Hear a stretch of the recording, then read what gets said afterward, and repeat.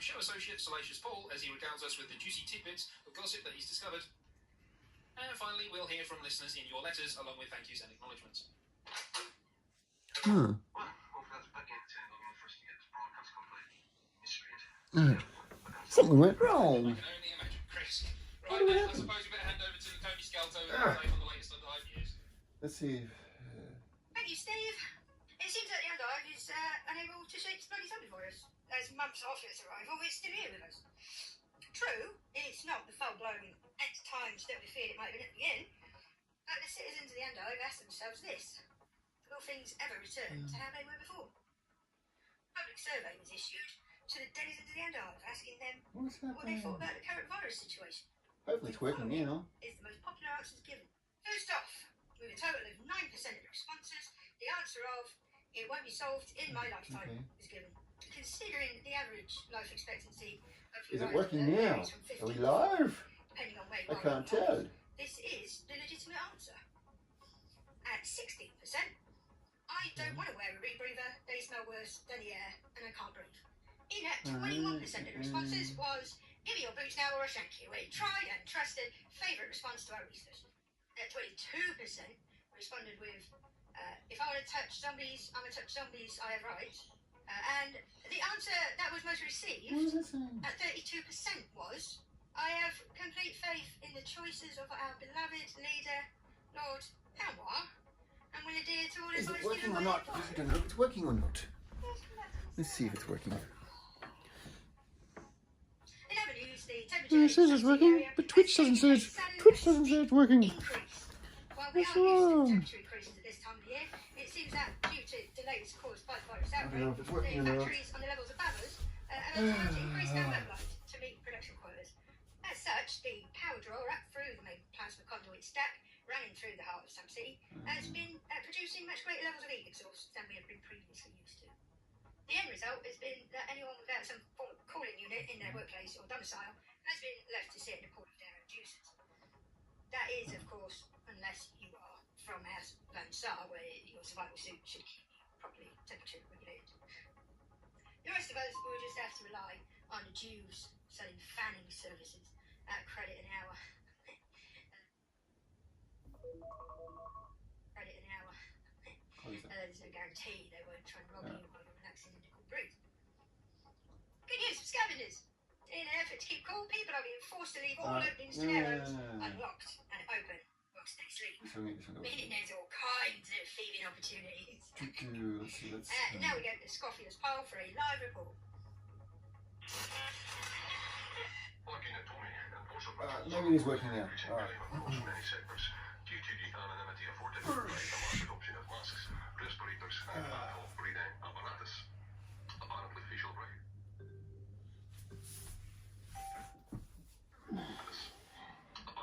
recognition hits are down by 88%, leaving departmental resources stretched as patrols are reduced to perform stop and scan checkpoints. On another unrelated note, reports of police brutality are down 8%. The worrying number of citizens are shunning via ministerial advice and are instead taking to the streets in mass rallies and armed protest. I met with a spokesperson who gave me this statement. Yeah, we're sick of being told what to do. It's my emperor-given right to die if I choose. Treating us like mindless servitors that ain't right. Ever wonder why they want us to wear the masks? Well, I heard from Private Bill that they put the zombie virus in there so you're breathing it in. My sister, she wore a respirator for half an hour and she died from suffocation. If you don't believe me, you can ask her yourself.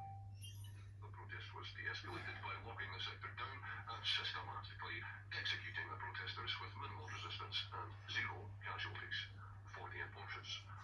Tensions continued to rise between gangs as the sub-city sirens increased their presence across the wider sub-city area, utilizing the confusion to claim vital territorial advantages. This mirrors a rise of Israel-led action across many domes, with rumours of dead queens rising from the increase of the emperor to bring glory to the house.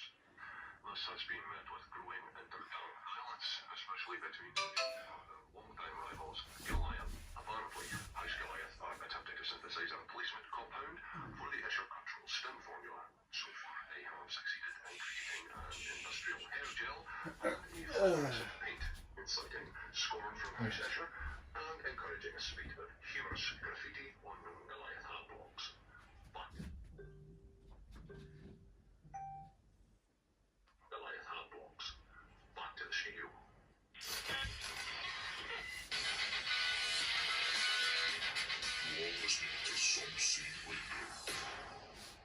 Okay, listeners, welcome back. Next segment coming up is Rapid Fire.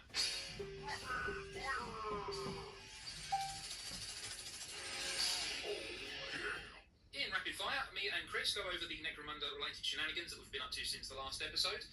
On this occasion, though, Chris, it looks like we've only got the auto pistol available to us. Oh, sure you don't have an orbital bombardment in your back pocket or something? That's the name's antics. No, what with Becky running around, I thought it best not to draw attention to the anti-aircraft cannon that we've now got installed onto the roof. She somehow seems to have missed that, thankfully. I like to think what would have happened if she had. It's bad enough wondering what happened to the stub gun that we're supposed to have for this as well. Yeah, we need to find out as soon as we've got this wrapped up. It's a stroke of genius painting like a unicorn, man. No one will ever suspect it. Yeah. So, in which case then, Chris, it has been a while, but weirdly, I don't know if I'm going to have as many points as you want. But do you want to go first, or do you want to go second? No, you go first, bud. Okay. The gun goes with me on this one. Right, here we go. Okay, so I will start your timer now. Okay, right. I would have pre-ordered Necromunda Under Hives if the PlayStation Store had the option, as it does come out on the 8th of September. Xbox and PC are getting a 20% discount if you pre-order, by the way. So I'm very much anticipating that drop. But plans to stream the game for the community has already been sorted out. So keep an eye on the community if you want to be listening to that, guys. And firing. Oh, nice. 2 out of 3. Not bad, Nice. Right, moving on then. So I listened to Dredge Runners by Alec Worley audiobook. Admittedly, that is under the 40k banner as opposed to just Necromunda, but it does deal with a similar sort of high city kind of setting and focuses on small scale life. So it could have just have easily been set in Necromunda itself. Anyway, highly recommend it. Take a shot. Oh, 3 hits. Nice. Ordered and received the House of Blades, the Escher Tactics cards, the new box set with Death Maidens and the Wild Runners, and plans for the Nurgle Tainted Chaos Escher gang are underway. Take a shot. 2. Nice. Go. Okay, I also ordered the Ogrim box set and tactics cards, and I'm currently working out how to make the backling a thing, and we'll probably have him as the leader of my Ogrim gang. Take a shot. Oh, 1 hit. I also bought the TT Combat miniatures from the Carnival range, and thought they'd make for good House Yolandi Courtier and Miramars models. Also bought an additional one that I thought would make a really good Cannabella model as well, and there was a female plate. Plate doctor that they had on the special, so I got that thinking that they could stand in for either a road dogger, an alchemistress, or a Nurgle gangling or something like that. Anyway, taking my shot. Oh, 2 hits. Nice one, boy. I'm now one step closer to building my currently last Ambot, which will be number 5. Although I should have gone for a short circuit theme now thinking about that. Fuck it. Right, anyway, but thanks to James March from marchofwar.co.uk, who does all kinds of little bits like bases and stuff like that, and he's 3D printed me out Hello Kitty head, so that's going to go on a baby pink Ambot with lightning claws. Taking my shot. 1 hit. Okay, I've actually managed to play some games even though we're in this lockdown and there's other things going on, because my vehicle needed to get MOT'd, and the place that I do that is right next to where Jessie lives. So I actually went round there, and Jessie and a mutual friend of ours, Josh, we played a couple of games. I played as Delight because it's the only game that I have a play. It's not split up and all around the place. And yeah, it was a good way to test out the Escher as well. Taking my shot. Oh, nice and off with 3 hits. And that's me done. That's the timer stopped. How long did that take? That took you 3 minutes, mate.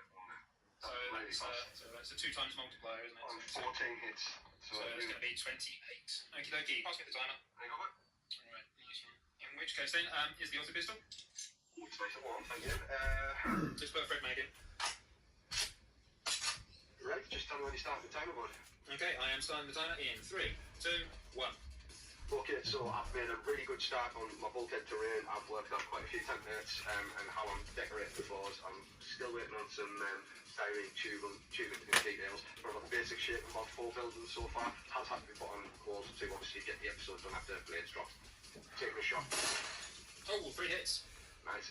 Picked up quite a lot of bits. I got some really cheap Tempested Scions, which I'm looking forward to cutting up. And from Ian Henderson from Tales of the Tabletop Skirmisher, I managed to get a couple of Ambots, new ones through, some Gene Stealer cult character models, including the Kellamorph, which he's got it for a really reasonable price. So cheers for that, Ian. And I'm taking a shot.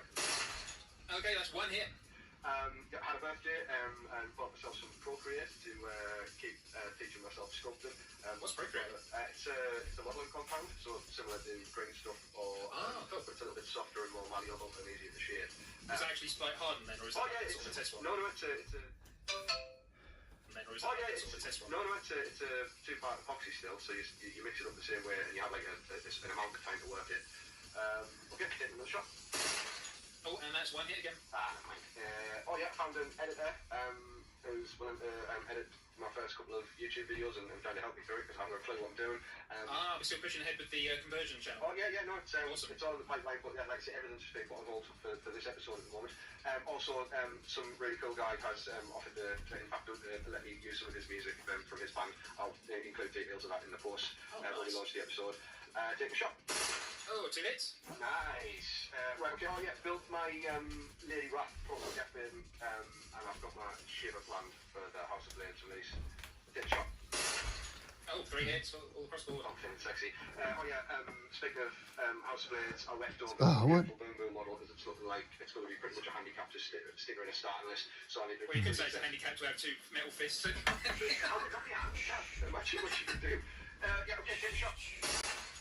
2 hits. Right, obviously we did get the House of Blades drop, so I picked up all the cards, got myself some extra dice, the extra box, and I'm waiting on offerings for the time being because it's a very expensive hobby. Take a shot. Oh, that's 1 hit. Oh, that's a great. Okay, so got the Callan Scabs that I told you about several episodes ago that I'd won. They'd been sent, bashed up, sent back to the guy who was due to send them out to me, and then he paid an absolute fortune to have them shipped from the States insured. Oh, honestly, man, when I saw the price on the stamp, I could have coughed up a lung. It was crazy. So, Mill Table Studios on Instagram, thank you so very much. They're beautiful, they're really good. I'll put some pictures on the post on Facebook and say how great your work is. They got followed in there. Definitely. Take a shot. Okay, that's 2 hits. Right, that's me, bud. Okay, and that is 3 minutes 42. What was mine again? Yours is 3, just under 3.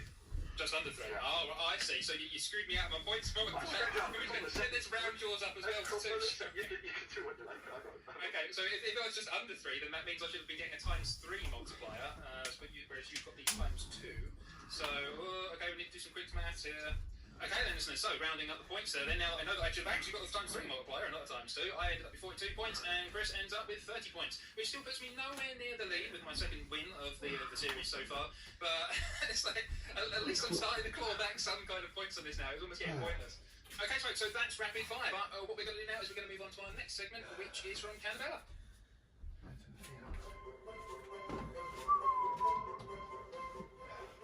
Hello, dear listeners. I hope that you find yourself well and without a desire to consume the flesh of the living. A desire to consume the flesh of the living? Even though we are several months into these blasted zombies appearing in the Underhive, they still seem to be lurking about and causing disruptions. All the undead distancing and protective clothing in the hive hasn't managed to stop certain simple-minded individuals from continuing to spread the plague. It has also been causing havoc with Bistro Bella. That's my little restaurant in the so-called cultural quarter of Sun City. Understandably, people have been keeping away from public places. It's also meant that the soup kitchen has taken a bit of a hit as well on the amount of meals that we can hand out to impoverished locals. However, in an interesting turn of events, it seems that my previously aired gripes have not gone without response. As such, I would like to introduce you to my special guest, Chef Bixby Crumb. Greetings, podcast listeners. I'm sorry that Canberra has extended this most gracious invitation to appear alongside on this occasion. Let's not get ahead of ourselves, Mr. Crumb. Remember, it is not without purpose that you appear here today. Please, mon chéri, call me Bixby. I can only deeply apologize for the wording of the article that was around here, so I most certainly had no hand in its wording.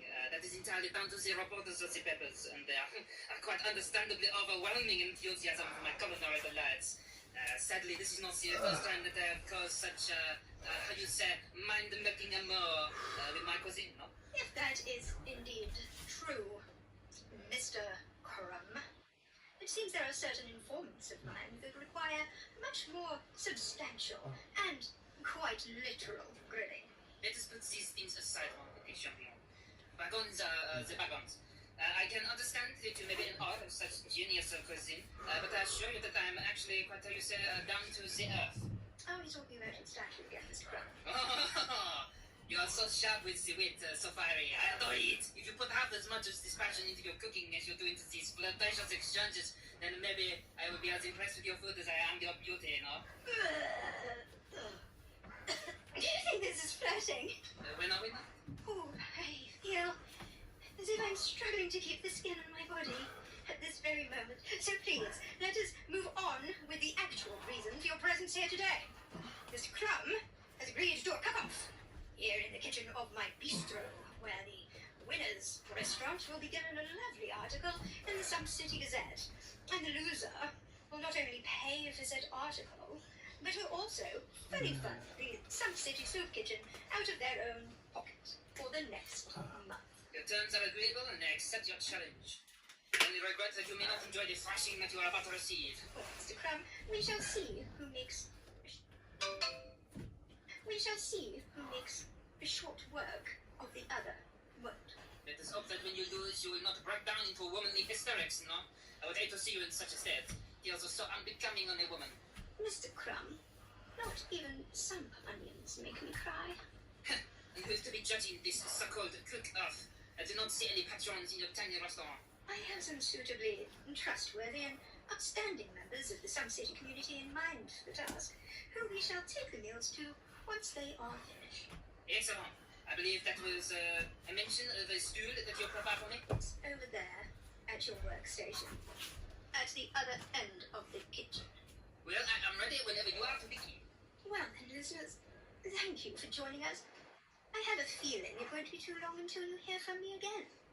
Although, I can't guarantee the same for Mr. Crumb. For now, however, it's goodbye. Oh, Lord.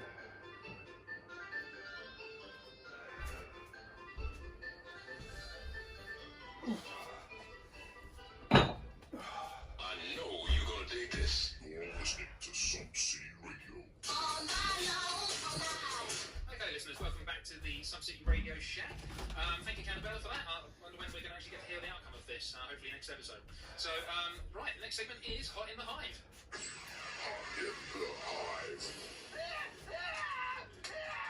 This segment is lit. Okay, Hot in the Hive is our segment where we talk about all the latest releases, links, community works, articles, blog posts, videos, podcasts, and so on.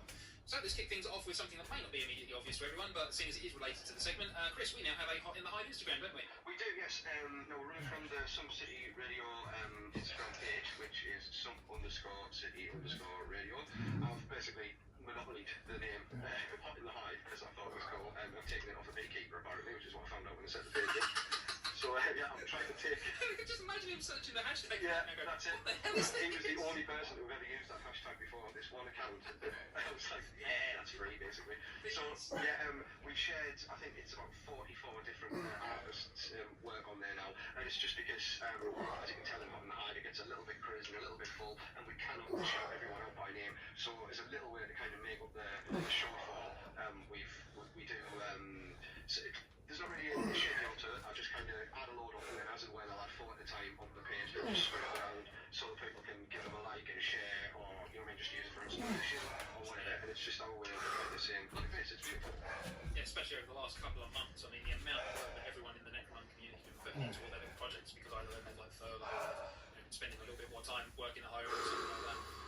It's just amazing quality that we've seen across the board from everyone, like the terrain, the models, the conversions, everything. So, yeah, it was well worth it. Absolutely. People really engage with it, and yeah, people just start to use the hashtag and tagging us in stuff. So it's really cool to kind of feel like we're part of that wider Necron community. Awesome. Then, with the previous one, House of Blades has just landed. House of what? What was that? Did I miss something? No. No, House of Blades. The one that everyone had been like proper hyped for since House of Chains came out, and they saw the direction that Games Workshop was going in with these books. And yeah, I mean, obviously we're not going to get into too much detail of it here, but I think my short back of the box kind of caption of it is that Games Workshop have just smashed it out of the park. As far as I'm concerned, I think they've done a really good job for the second House of book. Absolutely, I'm a really happy customer. Like I said in the Rapid Fire, I picked up the book, the cards, even tripped myself to the dice because I've got the original Leisure dice, and I've very tentatively started working on a couple of models. This episode's kind of prevented me from taking too deep a dive, but yeah, we've looked through the book in at length. You've been able to test the gun, or at least play against somebody else testing the gun, and yeah, I've got nothing but good things to say about it. And so, of course, along with House of Blades itself, we've had the new models and the cards and the dice line as well. speaking of which, I suppose we need to talk about that as well. I know that was one of the points on it, but now that I think about it, what was it? 3 minutes in Australia for things to sell out, about 15 minutes in the UK? Or some Games Workshop, what's going on? It was another kind of dash at the tills. Myself, I'd anticipated getting the cards from GW and getting everything else from independent because I've heard on the grapevine that 2 of the sets are going to be direct only, which wasn't something that was just blatantly clear from the start. So it was only when I did inquiries with a third party that they'd said, oh, we're only getting the Escher and Oldham one. Very much a similar situation. My confirmation from GW was 3 minutes past 10, and literally within a couple of minutes I was seeing online Facebook groups going angry rant, and yeah, it was unbelievable how fast they went out. To be fair, there has been a second drop. Those cards. So the Escher and the Auburn ones, but still the Auburn War and the Zone Metallis Tactics, they read straight away. The difference was that the Auburn and the Escher, it said not currently available, and then with the other ones, it said no longer available. Yeah. Well, I mean, it is disappointing. We've seen this happen before, so again, I don't want to go into it too much, although I do feel it is worth bringing some attention to. Or going, there's got to be reasons to some degree for it, but at the end of the day, whatever those reasons are, your audience, your fan base, your consumers, there we are, that's the word, your consumers want to buy these products, which means money in your pocket, and Games Workshop has still not quite got what the balance is for this yet. So all I'm going to say as an end, from my point of view, as I think at least anyway, is Games Workshop, please just review what it is that's going on with this, because there's so many people that want these cards. If for no other reason than like myself, because we started collecting them and we want to keep collecting them. You know what I mean? It's going to get halfway through and then half the stuff's in the book and then half the stuff's in the cards. It's even more kind of all over the place then. So please guys, do what you can to get this sorted out. If you're listening. I just think go digital. Just go digital, do a digital set. Yeah, if you want to do that for everything, that's fine. And if you want to do, I mean, it's not like you've raised money after they've sold the physical ones. They could, you know what I mean, do essentially DLCs for an extra bit of quid for your own, or however much for the next games. Tactics cards, and then you have the whole. Yeah, I mean, if you did like an app where it's like, if you want to buy the cards to add to the app so that you can use it, then you can go digital, and that's how they get their money out of it, I suppose. But otherwise, you know, just go balls in and just get the cards sorted so that everyone gets the cards if they want. Yeah, get cards if we want cards. But yeah, that's all I'm going to say on it. So if you are listening, please, someone in the higher ups, you know, have a word and try and get that sorted out. Okay, so from sad face to happy face. Yes. On the same day, we got the Blades. We got a preview from the Warhammer Community Stream, and that was the new Orlocks, the House of Iron. And what a preview it was. Absolutely beautiful, yes. Again, there's some mixed responses from the community. If you aren't excited looking at that guy, I fear for you. I really do. I worry that nothing except big injecting cocaine in your eyeballs is going to give you anything of a thrill. You know what I mean? You're going to have to really get your chem alchemist chemistry set up and create some kind of stimulant, because they were fucking brilliant. Yeah. You know what I mean? I've got to say, it's infused me with Orlocks. Mind you, to be fair, these books so far have sort of re-infused me for the level of detail I anticipate in these future books. You have to go again. But it's like Orlocks, I've got a box of Orlocks, I've not built them, and I've had them for 2 years. So that's kind of showing you how much of an interest I've had in Orlocks up until this point. But jump packs on Orlocks, who saw that coming? I mean, there was one guy that you told me about who saw it coming. Yeah, I mean, I don't even think I think he thought he was thinking outside of the box. Like, oh, I've got this really cool, unique idea, which he had separately independently. But yeah, or he's got some kind of secret access to Andy Hawes' hard drive that we don't know about. Yeah, I'm cool with them actually. But yeah, I was probably blown away. We don't have a lot of information other than jetpacks are really risky games, which fits in with the theme prospect. And the new Uber champs get to dual servo claws. And doggos. And those beautiful dog cruiser, yeah. So yeah, really looking forward to seeing some more on that. So hopefully we'll get a few more teasers as time goes by. Also, good news that's come recently from Games Workshop is that we've had an errata update. So that's on the Warhammer community page. You have to go to the section for like FAQs, go to the 40k section, the 40k Warhammer section, and then the Necromunda errata is in that. That's, I think, if you try searching for Necromunda errata, it doesn't come up as a document. But yeah, we've had a couple of updates in there, and I know that because we pre-recorded the War Room to when we're recording this, Jessley is questioning whether we'll get an errata on certain things, and I won't go into too much detail about it, but yes, we do have updates for those items. The one thing I will say is I'm absolutely gutted that they nerfed the Power Axe Knight that Escher have got access to, so that would have been so much fun just giving like Juve the equivalent of 2 Power Axes. Yeah, I think we were just out of gangs, to be fair, we were yeah, really cool to see it come out like a week after the actual book was dropped, so they're on it and they're dealing with it. Again, I know I hear it all the time. two GW proofreaders this. I know it's frustrating, but you know, at least they are addressing it. Is kind of my take on it. Oh, well, we might have Games Workshops here on the addressing rules thing. Again, something else I will petition for at this point, Games Workshop, if you are listening, please add this to the errata. Can someone please elaborate a little bit, like give an example of how it functions when you use rapid fire with the grenade launchers on the stimmers for Goliath? So, because I read a thread on one of the groups the other day that was like 60 plus comments long of people basically going, no, these are the rules, this is how it works, and someone else going, no, you are absolutely wrong, these are the rules, this is how it works. And it was back and forth like that for about 60 comments. Yeah, I read that It's exact comment, and it's amazing how two so diametrically opposed views can be both so convinced in the heart that they're right. I mean, I know who I think was right, but I don't even dare mention it on their show lest we get firebombed at the show. Yeah, You know? no, I'm familiar with a couple of the individuals involved, and I have my opinion on who was right. But which is after we finish recording, maybe we'll share our viewpoints together. But yeah. Yeah. It'll be great when the next segment comes up. But yeah, again, moving on to. Moving on to slightly more positive things. We've had some more terrain drop as well, haven't we? We had a bit of a preview for that. Yeah, we did. A lot of people spit the dummy out because it wasn't the underhive info that they were expecting. But yeah, we've got the new hideout terrain, which has come with extra rules, all welcoming of more terrain-based rules that kind of make the terrain more interactive and part of the story, really. So yeah, it looks pretty cool. That's why I like the fact that it came with rules for it. That's a novelty so far. Oh yeah, I mean, obviously the added rules in White Dwarf for the Title Rising kit with the lift. Oh, to be fair, yes, yeah. they did But to have it the lifts! But yeah, to have it kind of from the offset, it's really cool. Yeah, really important thing how some of those things get gunmen in the walls and watchtowers and stuff like that. Yeah. Just add for more variety of games, basically. So Yeah, I mean, I'll be first to put my hands up and go, I was one of the people who was a little bit disappointed when that news came out because of the timing of it, not because of the product. The product itself was very cool, and the Games Workshop on the Centre, I'll be fine with that. Yeah, it's like, I at some point will probably get that, but I have got so much terrain that I still need to play. That is definitely a purchase that I will maybe treat myself to like a good few months down the line when I've got everything else sorted out. Yeah. But yeah, it looks awesome. Looking forward to that coming out. okay, and next point is Warhammer Community articles. They've given us some apocrypha, necromundus, lingua primus articles. So I'm saying that 10 times fast. yeah, your girlfriend would be happy if you said it very close. Yeah, basically, if you want to learn how to swear like an Escher or flirt like a Goliath, these are the articles for you, giving you little kind of hints as to how the language of the different houses work. It's really fun, quite tongue-in-cheek.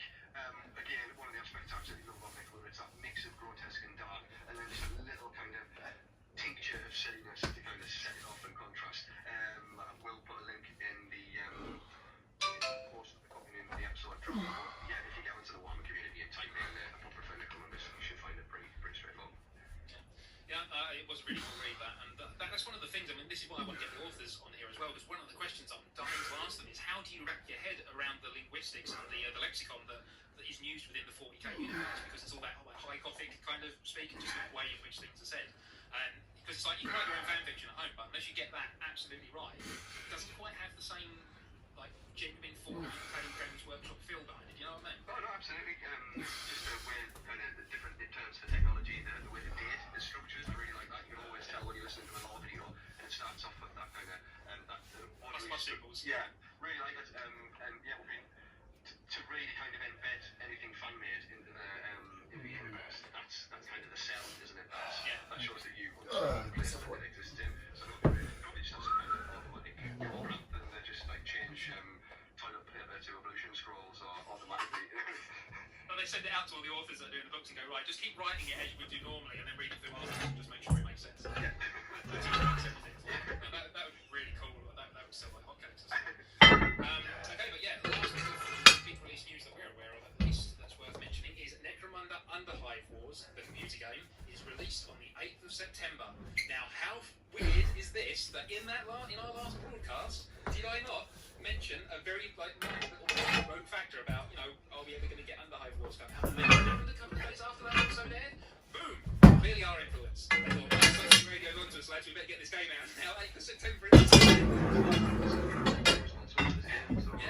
I will accept facts for emails, so there you go. But no, I'm just bullshit, I don't think that's all. But it was really coincidental, and I am actually genuinely very happy for it. Firstly, because with the lockdown for Europa, it's been very difficult for me to even justify going and playing a couple of games. And yes, I know in Rapid Fire I mentioned I did, but that was more circumstantial, to soil of Derby where I used to. It used to be like 5 minutes around the corner from there, and I used to live 5 minutes from Jess Lake. So it's a case of, okay, with everything that's going on, do I travel on public transport all the way back home to someone who's cast at that risk and then do the same thing going back to get the vehicle, or do I stop with someone who I know has been very careful about this kind of thing and play some necromunda? And it's like, I think I'll go with the latter of those options. Yeah, I mean, over public transport in any situation, but especially in the middle of a mountain. Yeah. So the interesting with this case, it gets entirely around that, because I can play necromunda in a very atmospheric type setting. Those are the screenshots and the videos that we've seen periodically released since they told us that it was going to be dropping on screen. And play that from the comfort of my own home. So as I was bringing up in the group, yes, I will be live streaming it onto YouTube using PS4. And hopefully what will happen is that we can get other members of the community involved in that, because I believe that if you add people into a party chat whilst you're recording and streaming it, you can get their audio in on it as well. So in theory, we could literally have like regular game days sorted out for this. Like we could actually do game days or something like that, you know, and then go right. Okay, everyone who's on PS4 go to this, or you know, we can then organise it for other people on other platforms as well. Even though I won't be able to do it anymore. But yeah, I reckon we can totally get that going as another part of the community now. Yeah, sounds really cool. I mean, I'm terrible at online gaming, but sometimes it'll be a way to interact with all the people I speak to online in other ways, and just be prepared to the game as a whole. So Exactly. You know, I'm not particularly great at online gaming, but you know what those games are? They're ones like first-person shooters, that kind of thing, where you know you're constantly getting killed by teenagers that are like way better than you. This is a tactical turn-based one. So you've got time to think about it. Yeah. So you get chances to sort of think about what's going on and be tactical with it, rather than just being teabagged every 2 seconds by someone who's sniping. So yeah, there's that as well. But yeah, 8th of September, that's coming out. I think I've already mentioned it in Rapid Fire. But if you do pre-order it on Xbox or on Steam, you can get 20% off. But bear in mind that by the time they lapse already, by the time this episode lands, or it's going to be last minute. So to be fair, we've been pushing it in the groups, like sharing the videos for it, so everyone should be well aware of that by now. But yeah, so yeah, I'm super excited about it. Really looking forward to it. absolutely. Which I suppose brings us on to the community work, obviously. Right, yeah.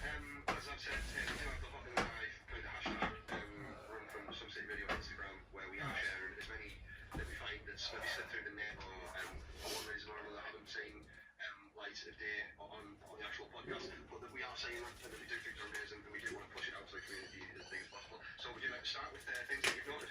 I'll tell you what, let's start with one I know for a fact that we share on this one. So, where is it? Sten Stilldrayers, I believe it is, or at least that's what he's called on Facebook. So he's posted up on the Something community page some 3D printed conveyor belts that he designed. I just thought that was a really nice idea to give you like a tabletop bit more of a factory setting. We always talk about, you know, Necromunda being a munitions factory or all kinds of things, for the 40k wider universe. But everything that we've kind of officially so far hasn't given us like proper factory kind of settings. I suppose yes, okay, you could argue that there's the manufactorial kits that you can get. I think that's specifically Necromunda. So I just thought that they were really cool. I hope that said he's going to make those files available in some manner, whether you know he's got some kind of like setup where he sends STL files or whether he provides it in another manner. I don't care. Either way would be cool, but I just hope he puts them out there sometime. Yeah, I think they're really cool. They're like a total, like just a new dimension to your boards. Like you say, it gives you another kind of purpose to each building, as opposed to everything just being pipes and containers and beds, which we see a lot. We obviously you get cranes of various description and industry and vehicles, but yeah, it's nice to see something actually kind of manufactured. But I really like the way that, because he shared it in the Subsea community group, that he'd been asking other members for feedback, so it feels like a real group kind of project. Obviously he's doing the designing and he's doing the 3D sculpting. He has said he is going to make them available for free, so we'll chase that up. I'll message him and see if I can get a nice link drawn up in the post accompanying the episode drop. That'd be awesome if he's got it done. Yeah, other than that, I think it all varies from there as to other things that we've come up with. So, did you want to take one, Chris? Right, okay, so yeah, one thing I saw was by the Mobius Schism on Instagram, and don't get me wrong, I see some incredible vast tables and huge complicated kit bashes that catch my eye on a daily basis, but this was just a beautifully muted corridor crossbow ganger, but it was done in like pastel pinks and blues, but very muted, but then like washed with a drabness, and it just looked like it just lifted straight from the page of graphic novel, and it was just really, really beautifully done, but really enjoyed Nice. Now, just suddenly thought, should we not be putting like the gallery music from art? I'm disappointed, yeah, why aren't we doing Why would we not be doing this for our 7 episodes? Yeah, that's the best mate. I know what you mean, those are good.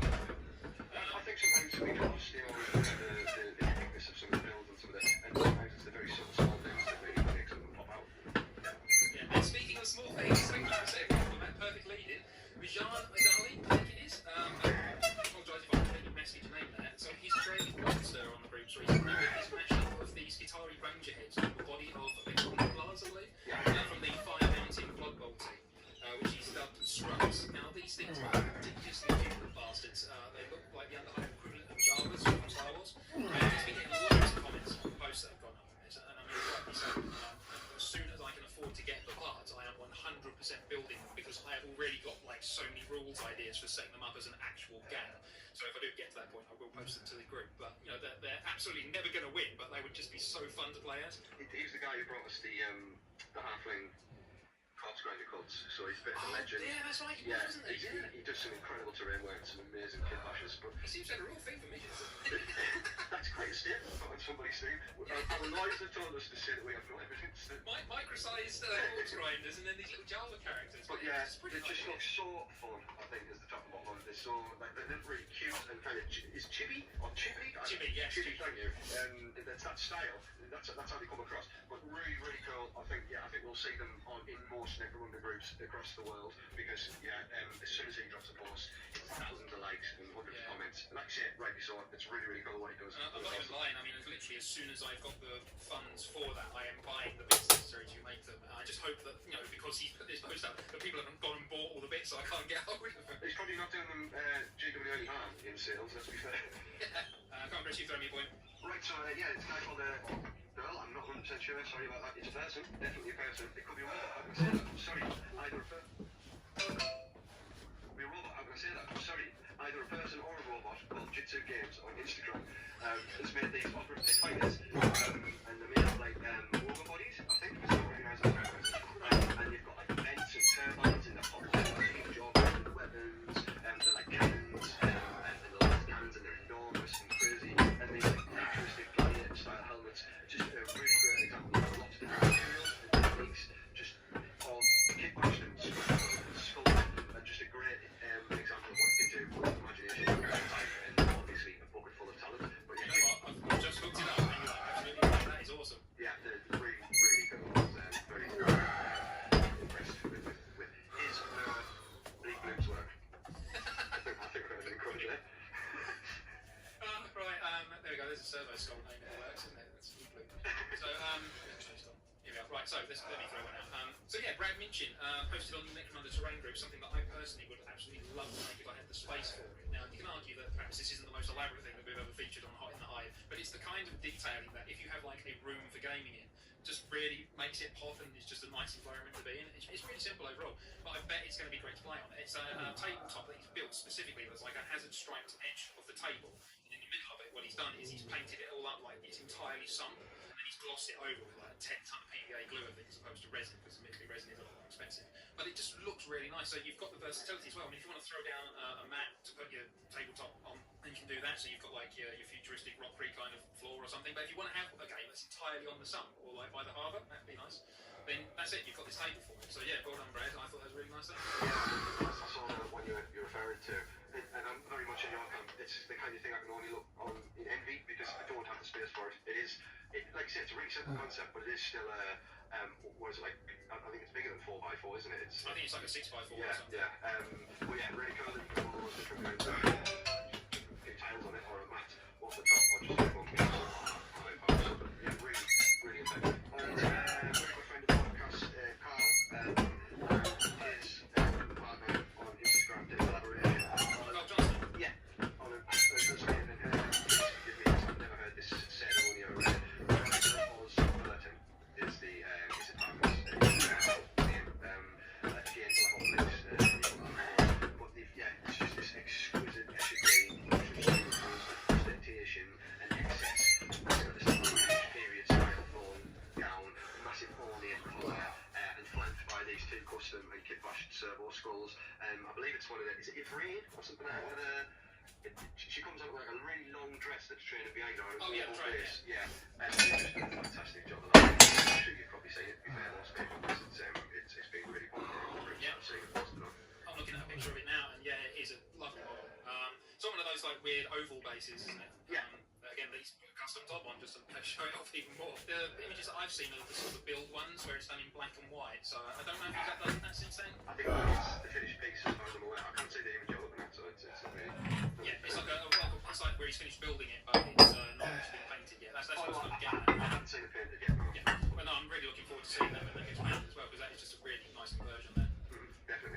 Okay, so yeah, another one then worth mentioning now. Now this guy himself has admitted that he does tend to post quite a lot, but so you will recognise the name, I'm sure. But it's Vlad Flash, then I think it is pronounced. He's been a busy boy, he has, hasn't he? I've lost track of the number of models that he's posted up over the last few months, but well, they're always inventive. I mean, the business might be called the Chicken Knights. So I mean, me, I play Final Fantasy. I've seen John Bows. I've seen people riding around with John Bows. You know, that he's not completely outside my wheelhouse to come up with that kind of content. But yeah, I can imagine some people go quiet. That's decided that people are going to be riding around giant chickens. But that's exactly the kind of like thought process that I can get behind when it comes to things from Necromunda, because it is just this weird, wonderful world that Vlad comes up with for these things, and he's got little stories for them as well that he posts up with them as well. But he's also done something that looks like a ratling that's riding about on an octopus speed. Very reminds me of an octopus out of water. This sounds like the kind of thing you should have with the Water Guild. Yeah, with the water guild. Yeah, it's brilliant. He's used one of the Deep King octopus things. That's probably it. Yeah. Actually. Yeah. No, he does some just so inventive. I mean, I might be a little worried about his mental state, but What drugs he's taking? What is he? he's on some killer chems, yeah.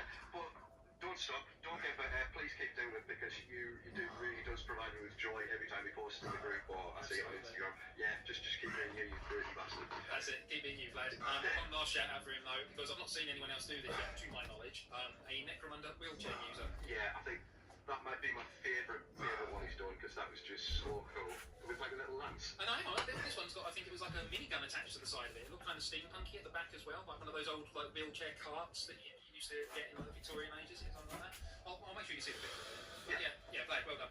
So my next one is a recommendation actually from Kevin from Immersive World Crafters, who is quite involved on our group, sharing his projects.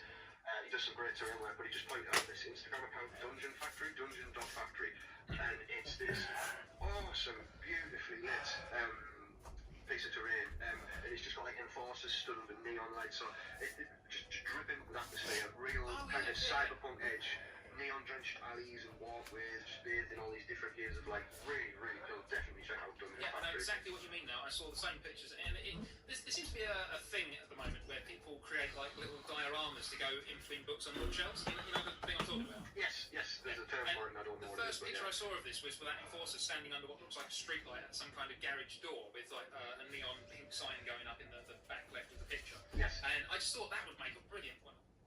Yes. And I just thought that would make a brilliant one of those for those bookshelves, wouldn't it? So. Oh no, beautiful little just diorama piece on its own, yeah, without a doubt. But yeah, absolutely amazing work from that guy. I love it when people put all these LEDs in, because it just adds so much to the board when you've got lighting on it as well. Yeah, no, it really does. If I had any idea of how to do that, beyond buying Christmas lights or tea lights on, it's beyond my. I could learn, I know, but it's more stuff to buy, it's more skills. I don't need to be an electrician as well. It's like, and I've had some guys offer kind of to show me how to do it. It's just another layer of another skill set that I have to pick up. And I'm already trying to sculpt it and be a better painter, so it's just going to have to wait for that, I'm afraid.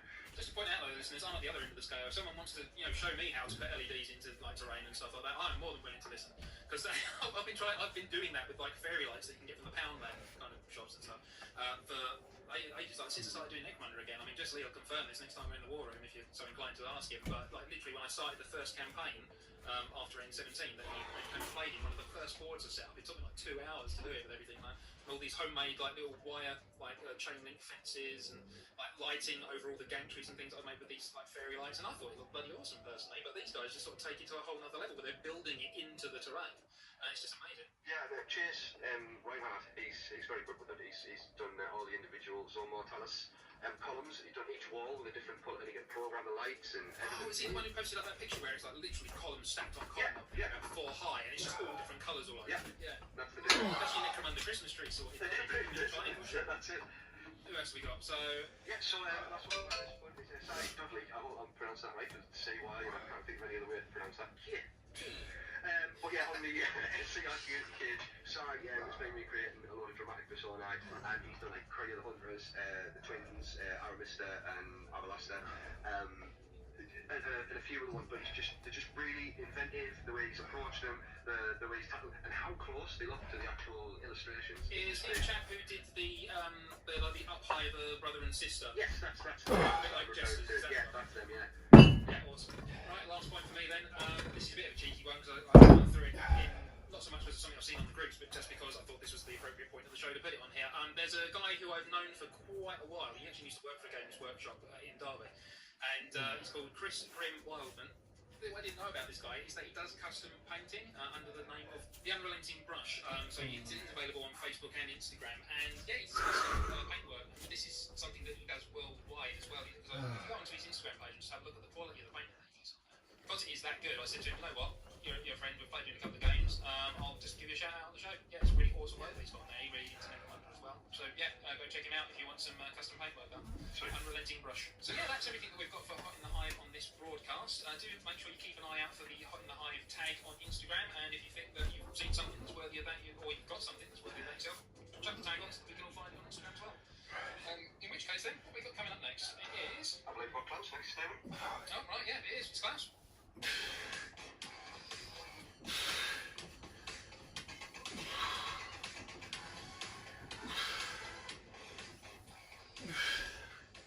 Hello, darlings. Klaus here. With some advice on how to get the best performance from your person. As the art builder lost its spark, the big boy is not intimidated by his stop down. Then Klaus is needed help. Stuff driver is contacted by Mr. Yes Man with his dear Klaus. I prefer taking my vehicle from the plane. What weapon would you recommend for discharging my payload from the rear? Well, it's a very question, you. I hope you don't mind me calling you Mr. Yes Man. A rear tag is often the tag that brings the most satisfaction, especially if you're staying furnace blade or if you wish to employ the supplies. Now, your weapon of choice is going to be dictated by the situation. Heavy armored Goliath. You're going to want to take advantage of a payload with a good level of penetration, preferably something that will detonate once deep inside the target. Maybe a bolt gun, or for the personal touch, how about a sword? Or for the personal touch, how about a sword with execution rods? However, if stealth is your goal, then you may wish to adopt the silent weapon, so as not to spoil the surprise when you're alone. You may choose a flechette pistol, which will be effective, but I personally go for a needle pistol, often underestimated but capable of delivering a potent payload with such a compact weapon. If keeps this in mind, you should be taking people from combatants with no issues. Okay, you? Right, I had another letter from Morgan Asteroids, dear Klaus. We keep having problems with our heavy voltage jamming. Our main man Dad is often getting shell stuck in his drum, resulting in some explosions. Yes, it was a heavy wonder. A truly devastating piece of weaponry, and one which is the pride of any game's hustle. However, in the case of robots or jamming, is a combination with such a huge caliber weapon.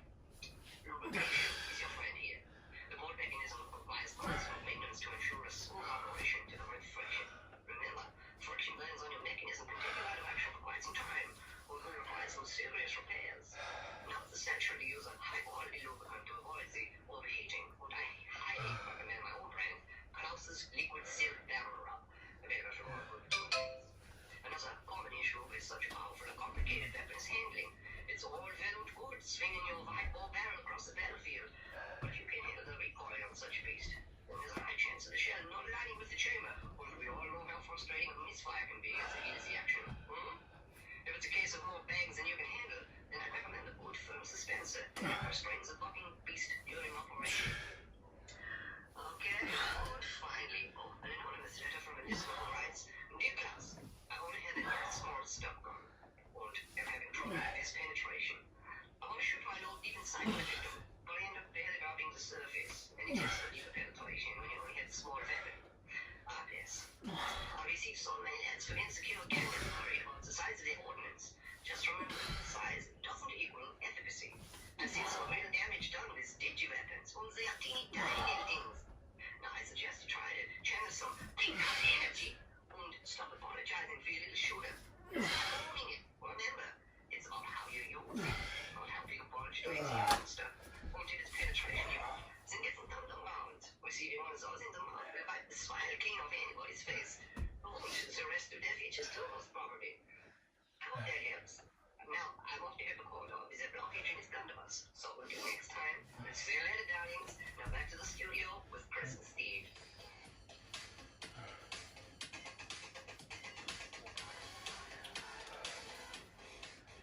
You are now about to witness Some Sea Radio. Okay, listeners, welcome back. Next segment is The War Room. Welcome to the War Room. Let's talk tactics. As always, guest host Jesse City, I'm doing really, really well, thanks guys. Good, glad to hear it. Obviously, having to phone in remotely for us as well with this one, because we need to be following all this social distancing stuff as well. Yeah, being a radio show, there's pretty good reception, so it's not been too problematic this time. And you've not had any urges to consume human flesh at all or anything? Nothing out of the ordinary. Okay, that's all right then. We're all good then. So anyway, as always, Jess, this is pretty much your segment. You're the one who's masterful at breaking this stuff down. So I will just hand over to you. I have a good idea of what it is that we're going to be talking about. And I'm very excited for this. But I shall just let you crack on. Okay, so new book, new world of possibilities at our fingertips. I could allow myself to get wildly off track, so I decided to focus in this time, and we'll have a look at the changes to gang building that Blades brings, followed by an assessment of the finesse skill tree and chem alchemy. We'll do fighter profiles, alliances, all that later on because it could take a good while. So what we got? So brief summary of the changes with Blades. House of Chains introduced a couple of mechanics that had come out of nowhere, and House of Blades just cements them into how we should be running the Underhive from now on. Such things include the gang fighter rule for Jews, and specialists, so that now we don't have specialists. So that now we don't have to look at gangers for the core of our gangs. We have a bit more versatility in who we can have from the get-go. And since this has been applied to both books, it's a pretty strong indicator that this is the way forward, and we can generally start applying it to everyone. So every other lab So we're starting to see a pattern forming. Yeah. Most people have adopted most of these rules into their house rules anyway, but now there's a bit more backing to it, and it feels a bit more natural. Nice. Yeah. So obviously with the difference in cost between gangers and Jews, you've got all that versatility of roles, you've got your shooters, you've got your melee, chasers, distractions, grenade throwers, all that good stuff. The specialist rule is back. My group have already been playing with it, but now it's fair to say everyone can, where you can only have a special weapon on the specialist ganger in your gang, and you only start with one in gang creation, which will really do wonders to reel back in the escalation that can happen in campaigns. It doesn't matter they put the models, particularly if you've got the expansion packs, but it's going to be a good thing overall for enjoying the game. It's going to be more refined, I feel. Definitely. You can't just spam grenades, you've got to look at what your house gives, and you can't necessarily react to changing circumstances as quickly. You have to commit and enjoy your gang for what it is, which I really like. It makes you focus on what you can do instead of being fighter profiles again come without armor, so this is going to make some changes in gang lists coming forward. I know a couple of people I've been speaking to about it are opting for no armor whatsoever on gangs and Jews, so they can get maximum bodies and tools from the get-go. And that's a habit I'm really struggling to shake with the couple of lists I've been working on. Another thing is they are looking at re-evaluating points costs for gangers and fighters in general. With the Escher leader champions going up by 5 credits each, it definitely looks like they're evaluating each house as a whole with their access to skills, their new equipment lists, and what they can do. So hopefully this will continue to when House of Artifice comes out, and Bansar will be appropriately costed for their business skill 2 and Underarm. Let's hope so. So just I'm clear on that then, so what we're saying is that the cost of like leaders and champs has gone up, but their armour has been removed from said cost. Yeah, particularly for shopping purposes, this has already been a pain, and if you use the online game trial, the armour's included, but you can then sell it on. So then you have potentially instances where the armour provides no bonus to your gang credit rating wise. But if you give it to a Juve, suddenly that's getting the full cost rating of the armour, and headaches like that. So from the get-go, you can decide who you equip and how. You don't have to worry about just bookkeeping. Yeah. Okay, so they'll continue to tweak the equipment list for gangs and including individual fighters. One of the cool things with House of Chains was they introduced mastercrafted weapons on the house list, so it's easy to get to gang creation or in skirmish lists straight off the bat. In this case, for Escher, they've got mastercrafted stiletto swords and shockwaves. So just to stipulate that Mastercraft has changed in that you only get to use it once per battle, is that correct? Yeah, that was a big change from Chains, where instead of woods per round, which was fantastic, now it's woods per game. So you've got to really consider when you want that reroll to take effect and when it'll have the most bang for its buck. For being able to get them that much easier offsets it a little bit. I suppose that's the same for the close combat weapons as well, is it? Yeah, mastercrafted the trades is just one reroll to hit. We've also started to increase the variety in weapons available to gangers, particularly for leads and champions. They've introduced a brand new combi needle and bolt pistol. I believe it was shown in one of the renders before. How's the stats of that looking compared to the full-size version? Really, really good. Rocking in, I think it said 60 credits. There's no stat drop for either profile, which you commonly see on the special combi weapons. They've got the same hit bonuses, AP, whereas normally like the combi bolter needler has a reduced AP and accuracy. Where these both coming in full power. Right. You know when you've got these That's everything for today. obviously Bansar's probably the most widely used one last class. Obviously you've got pretty much unlimited in your last vessel. That's everything for today. Alright. And I'll see you again next time. Bye.